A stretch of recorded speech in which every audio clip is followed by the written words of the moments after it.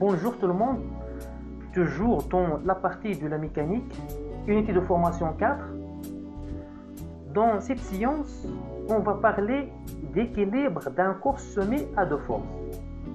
Voilà quelques images en relation avec notre sujet d'aujourd'hui.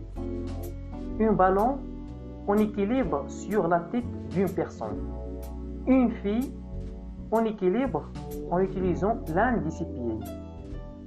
Une personne en équilibre sur un bar. Deux mains qui réalisent l'équilibre d'un corps S. L'objectif de cette leçon est la connaissance et l'application de la condition d'équilibre. Pour aboutir à cette condition d'équilibre, on prend un morceau de papier cartonique noté S de forme quelconque et on mesure son poids P par un dynamomètre. On trouve que P égale à 0,01 newton. On va revenir à cette notion dans la séance prochaine.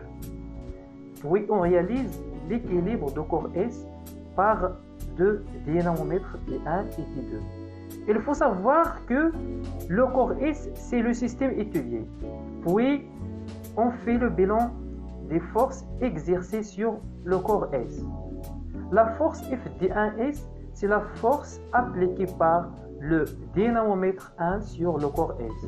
La force Fd2S, c'est la force exercée par le dynamomètre 2 sur le corps S. On passe au traçage d'un tableau qui contient les caractéristiques des deux forces. Pour la force Fd1S, le point d'application c'est le point A. La direction c'est la droite passant par les points A et C.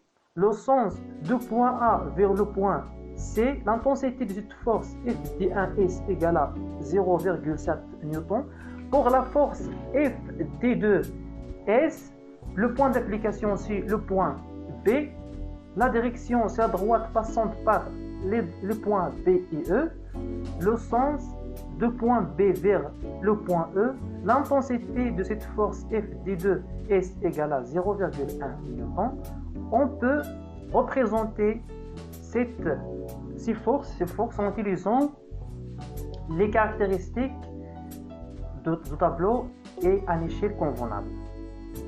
Par comparaison des résultats qu'on a trouvés, on constate que le poids P de corps S est négligeable devant les forces exercées par les deux dynamomètres. Alors, la force de poids a effet négligeable sur S.